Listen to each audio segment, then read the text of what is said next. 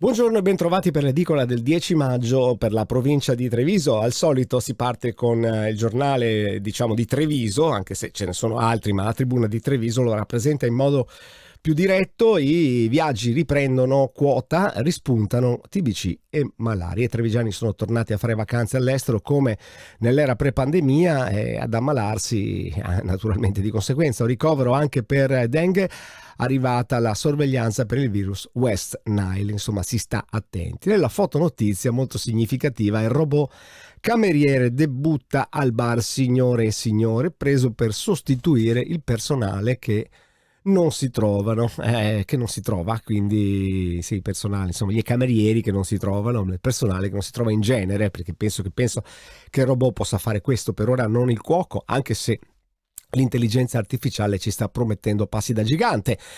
Scatta la denuncia, sindaco stoppa il matrimonio della badante con l'anziano, sono cose che comunque succedono.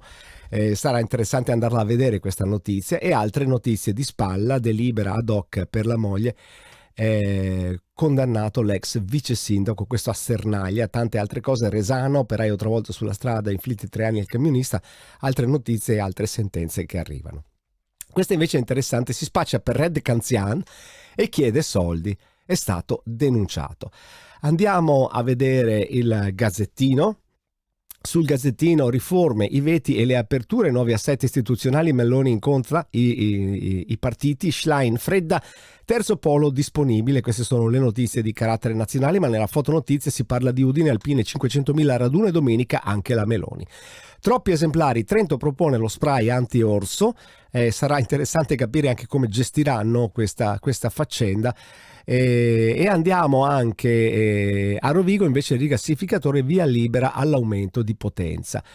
Per quanto riguarda il Corriere del Veneto, il ritorno alle vecchie province, dipendenti, competenze e cariche elettive come un tempo. Il centrodestra Veneto spinge, il PD non chiude, quindi diciamo che potrebbe andar bene un po' a tutti quanti. Nella fotonotizia c'è questo Luca di 18 anni, la matematica creativa, medaglia d'oro alle Olimpiadi di matematica. E in CTV il biglietto si compra su WhatsApp. Anche questa sarà interessante da capire. Vedete che anche qua a lato c'è questa notizia: costretta dal docente a fare sesso in manette.